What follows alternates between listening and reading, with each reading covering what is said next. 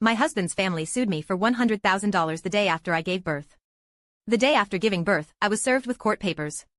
My husband's family was suing for divorce, demanding I repay $100,000 including the bride price, household labor fees, and other expenses. They wanted half my stocks, property, salary, and even custody of our newborn. To bypass the mandatory separation period and quickly divide assets, they'd applied for a memory audit, a new AI technology that extracts memories from both parties, quantifies every contribution, and converts it to monetary value. Once complete, it means total financial separation with no appeals allowed. My hands trembled as I signed the audit agreement. Fine. Let's calculate every single penny. After this, we owe each other nothing. According to regulations, memory audit cases are final upon initial ruling. Neither plaintiff nor defendant can appeal. Therefore, all memory audit cases are heard publicly and live-streamed. Still weak from delivery, I sat in the defendant's chair holding my baby. The gallery buzzed with commentary. What kind of family divorces a woman who just gave birth? Have they no conscience? Bet the husband has a mistress. Men are only faithful when they're 6 feet under. Hearing this, my mother-in-law's eyes gleamed. She immediately threw herself on the floor, wailing dramatically. Oh, cursed fate. This evil daughter-in-law tortured me so badly after having the baby that I had to take her to court. I can't face the Mitchell ancestors. My father-in-law joined in, tears and snot flowing freely as he helped her up. We scraped together every penny for Brandon's wedding fund, but we didn't marry a wife, you married a tyrant. Not only does she spend money like water and refuse to do housework, now she wants to take away our only grandchild. Just kill me now. The elderly couple's performance was so convincing that public opinion immediately shifted. Comments flooded the live stream. Spent a fortune on a gold digger? These scam artists are getting bold. Modern women, traditional when demanding money, equal when doing housework. Men, take note, this is what marrying a princess gets you. Save her memory audit as a cautionary tale. Let everyone see what ungrateful daughters-in-law look like. My phone buzzed with a message from my husband. Sarah, for the sake of our marriage, pay $500,000 now and transfer all your assets to me. We can still settle out of court. Otherwise, once the memory audit starts, there's no going back. I stared at the message coldly. Settle out of court? Just another chance for them to squeeze more money from me. In your dreams. I typed back and switched my phone to airplane mode. Across from me, my husband Brandon Mitchell sat in the plaintiff's seat, watching me with cold calculation. The court assistant frowned at my mother-in-law still sprawled on the floor. Plaintiff, please maintain order. Disrupting proceedings will affect the judge's impartial ruling. Mother-in-law immediately shut up like a scolded child, grinning obsequiously at the assistant. The judge called the court to order.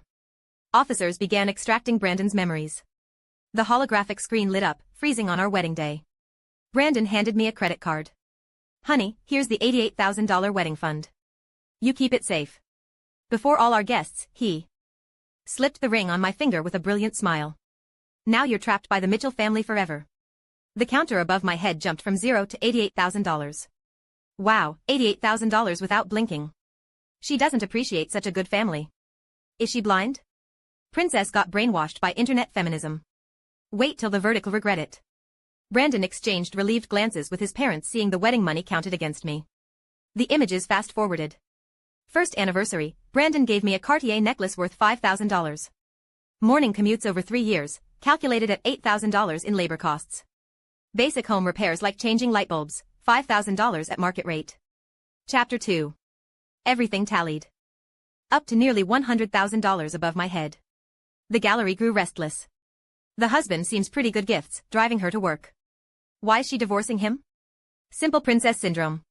She thinks she's throwing away baggage, but she's throwing away her ceiling. Brandon watched the climbing numbers with growing satisfaction. He wasn't done yet. Your Honor, market rate calculations are unreasonable.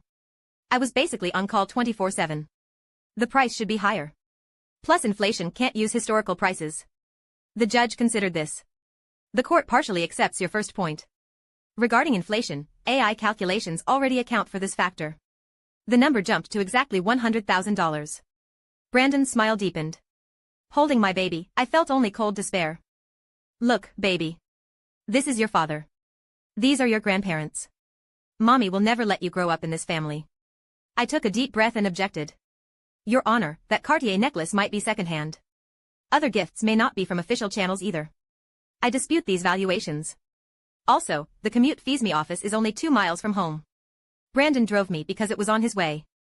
Before we had a car, I took the subway, which was actually faster. I don't accept this charge. Technicians reviewed the memories and found Brandon browsing secondhand markets for gifts. The comments exploded.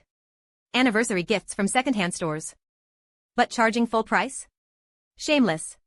Check if he's counting knockoffs as authentic. Waithspan's office is 7 miles away, wife's only 2. This route shows he barely detoured. What, 24/7 on call? The judge examined the footage carefully. The court supports Ms. Wilson's objections. Gifts will be professionally revalued. Commute fees will be halved. The number above me decreased slightly, bringing me some relief. But mother-in-law's brows knitted tightly. They filed this divorce to bleed me dry. Breaking even wasn't acceptable. Your Honor. I've been slaving away caring for her during pregnancy. That's worth money. Since she's not my daughter-in-law anymore, I need compensation. I can't work for free. Mother-in-law raised her hand, shouting. Brandon immediately backed her up. Right. My mom's not young anymore. If she were really my wife, I'd gladly serve her. But now? Mom deserves compensation or it's too cruel. The judge glanced at mother-in-law, then signaled technicians to audit her memories. She eagerly put on the device. The screen lit up again. Sarah dear, why are you lying on the couch? Here, take this blanket. Can't let our grandson catch cold. No, I'll wash these. You just sit and rest for the baby. Images flashed by, stopping on a bowl of chicken soup. Come Sarah, drink this soup. It's good for you and helps the baby grow. Mother-in-law held the soup with a kind smile, trying to feed me. My face in the memory looked reluctant. Mom, I said I don't want it. You must. This is for the baby. Listen to Mom and drink. No. I said no. Drink it. No. CRS hide bowl shattered on the floor, golden soup spreading everywhere. Mother-in-law sat dejectedly at the table, finishing the soup alone. Such good food, why won't she drink it? The memory ended. Comments went wild. Is this woman human? Her mother-in-law is so good to her and this is how she treats elders? My grandma raised me, I'd force myself to eat even food I hate to not disappoint her. Disgusting. Making elders cook and clean then complaining it's not good enough. Ungrateful. Lock her up. The old lady drinking soup alone looked so sad. Raised her son just to be bullied by his wife. Chapter 3. I clenched my fists, struggling to control my rage. But the number above me kept climbing regardless of my anger. The judge coldly announced. Based on live-in nanny market rates, plus prenatal appointment accompaniment and night care premiums, Ms. Wilson owes the Mitchell family $60,000 in care fees. I was about to protest when the baby stirred in my arms. I quickly looked down at him. Baby, did Mommy's emotions upset you? Shoo, don't be scared. Mommy will handle everything. Mommy will never give you to anyone. I took deep breaths to calm myself. Your Honor, this child was conceived by both Brandon Mitchell and myself. Isn't it inappropriate to charge only me? Even if I hired a nanny, shouldn't the father pay half as the child's parent? Before the judge could respond, Brandon jumped up. I object. You chose to have the baby. Only you benefited from my mom's care. Why should I pay? Mother-in-law quickly agreed, right. When I was pregnant with Brandon, I managed alone. It's only because she's so delicate. This money is extra. Father-in-law nodded vigorously, having babies is women's business. All this nurses and nannies nonsense is just schemes to drain men's wallets. The three of them took turns dismissing my months of nausea, vomiting, and exhaustion as dramatics. I stared at these three people in disbelief, as if they weren't the same ones who'd pressured me to have a baby. The judge fell silent. After a moment, he spoke slowly. Plaintiff, I need to confirm you claim childbirth is entirely the woman's personal choice, and men bear no responsibility? Brandon's family nodded eagerly. Yes, Your Honor. Having babies is entirely her business. Nothing to do with us. I'll confirm again. In this audit, Plaintiff Brandon Mitchell requests childbearing be calculated as the woman's personal act for audit purposes, not under marriage law. As requested, the court will prioritize audit court rules. Yes or no? The judge repeated carefully. Brandon grew impatient. Yes, Your Honor, hurry up. Bang, the gavel fell as the judge began his ruling. After legally initiating memory audit procedures and following property audit regulations with professional calculations, this court rules as follows. Simultaneously, the number above me began plummeting, while Brandon soared upward. Chapter 4. When the numbers stopped, we both froze. Plaintiff Brandon Mitchell must pay defendant Sarah Wilson $260,000 within 15 days of this judgment. Above my head, negative $260,000. Above Brandon's, positive $260,000. Impossible. The courtroom fell eerily silent. Impossible. Mother-in-law suddenly screamed. It's wrong. This must be wrong. She owed us $1 million just now. How do we suddenly owe $300,000? Father-in-law looked between the screen and me in disbelief. Your Honor, please check again. Is the machine broken? What? What happened? I went to the bathroom and came back to this? I don't know either. It just changed suddenly. Guys, it's the dynamic reduction principle. Previous amounts weren't final. What's the dynamic reduction principle? Before anyone could answer, the court assistant explained. Memory audit follows the dynamic reduction principle in 2 phases. First, extracting plaintiff's memories for AI to quantify compensation. Second, extracting defendant's memories for verification and deducting unreasonable portions. She paused before continuing.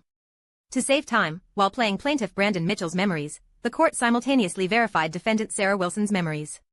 Now playing the verification footage. The screen shifted.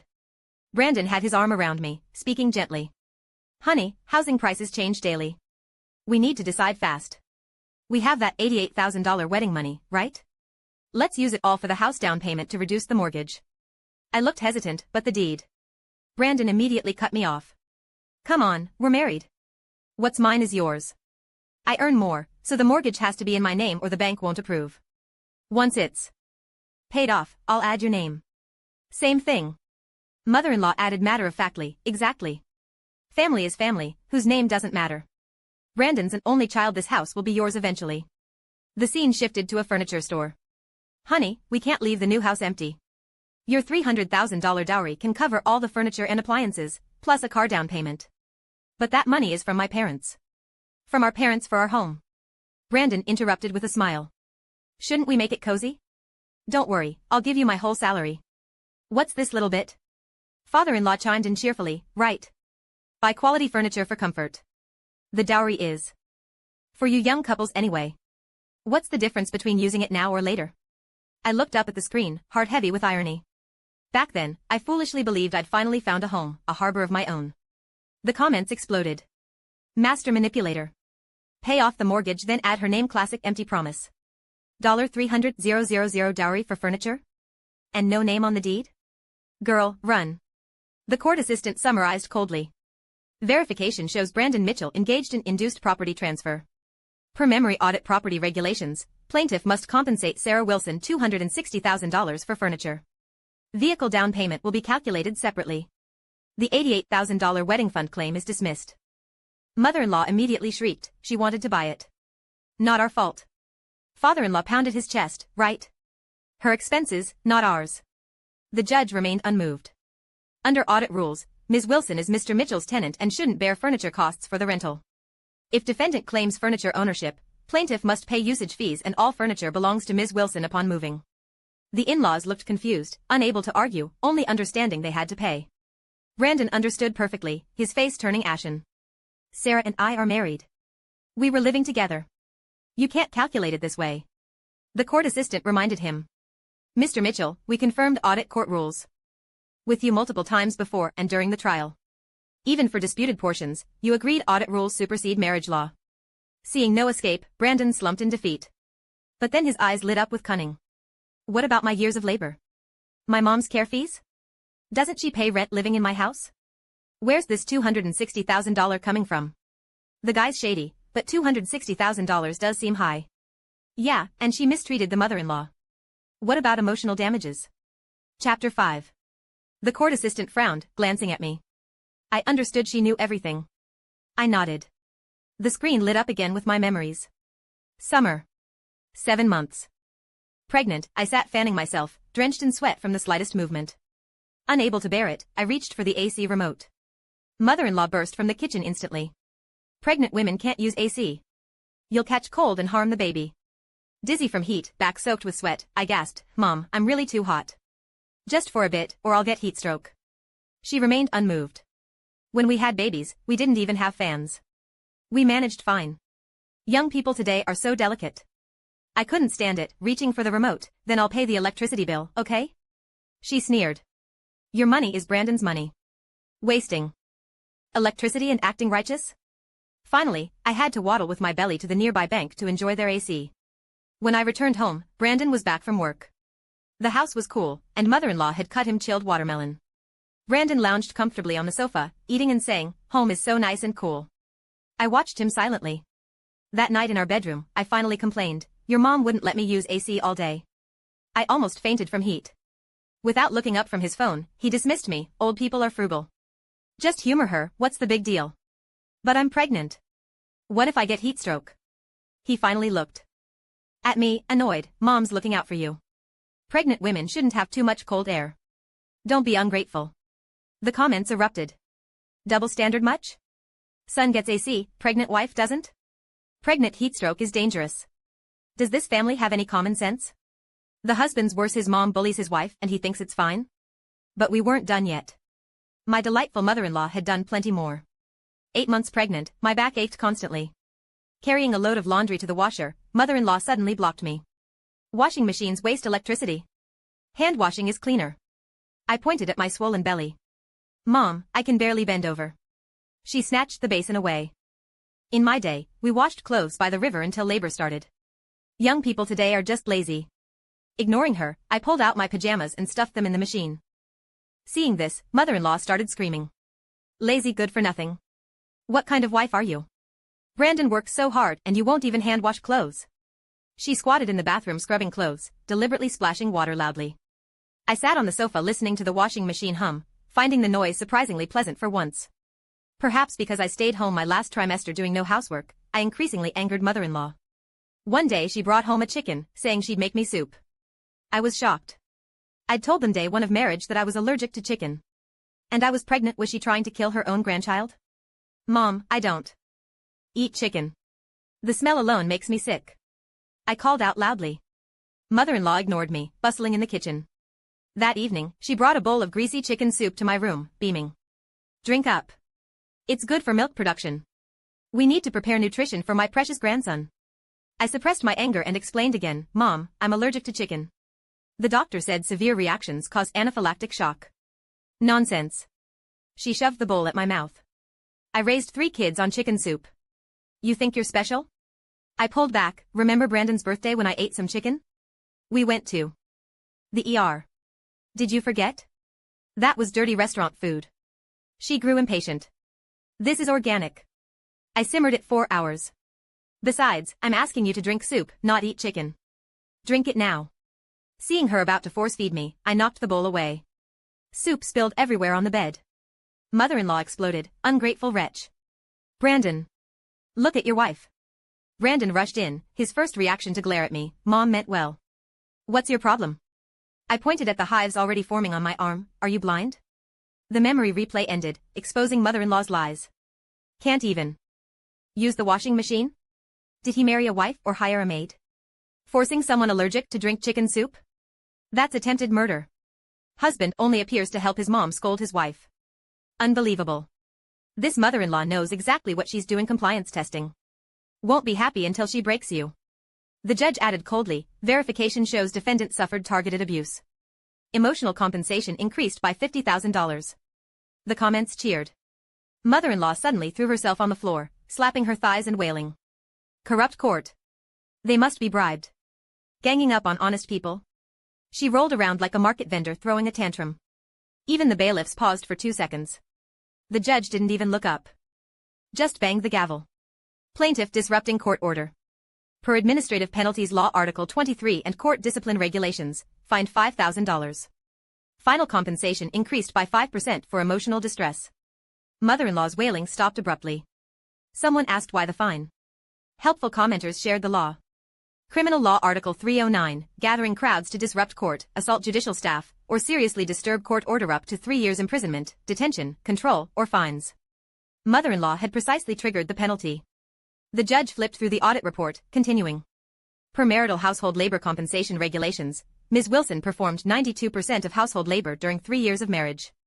Cooking, laundry, cleaning, shopping, calculated at full-time housekeeper.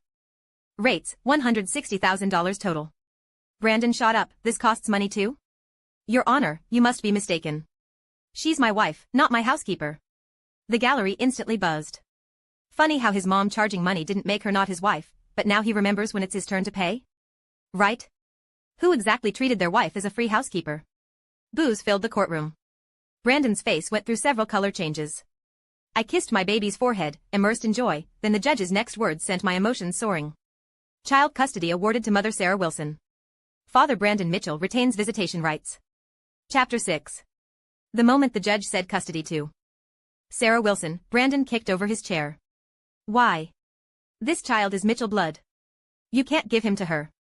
Mother-in-law lost all reason and lunged at me, fortunately blocked by bailiffs. Bitch. Gold-digging fraud. Now stealing my grandson. I don't accept. I won't accept. I'll sue you all. Father-in-law stood shakily with his cane, shouting. The judge banged the gavel sternly. Has the plaintiff forgotten? You requested audit court rules take precedence. The screen replayed Brandon's earlier stance. Childbirth is the woman's personal choice. Plaintiff claims no responsibility. The audit bill floated across the screen. All prenatal appointments paid by my credit card. No one accompanied me during hospitalization. My husband was nowhere during delivery. His parents visited briefly. The moment the baby was born, I was served with court papers. Even the judge looked angry but maintained professionalism. Per your approved audit rules, the father's contribution to childbirth is negative. Ha ha ha. Their own rules kneel and accept. Besides one sperm, what exactly did the man contribute to this marriage? Not even quality sperm. Nominated for annual face-slapping drama 1. Mother-in-law ignored bailiff warnings, still screaming at me, evil woman. Stealing my grandson, you'll die badly. Brandon's face darkened as he bombarded me with messages.